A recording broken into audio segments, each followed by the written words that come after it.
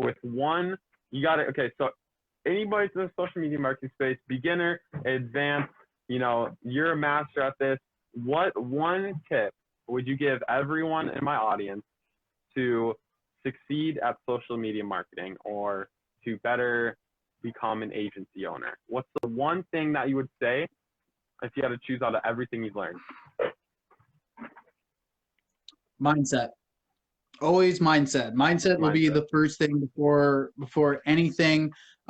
Figure out, like, I know Jordan Peterson talks about this a lot, is to clean your own room before helping out with other people. So you have to figure out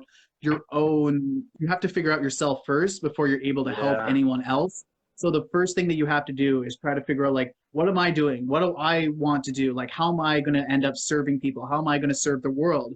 So you have to figure out, like, what you actually want in life, and then you have to kind of like clean out that whole inside and sort yourself out first before you go in and help anyone else. Because you could start your own agency like literally in 5 minutes. You can start your own agency. That's not hard. Starting an agency isn't difficult.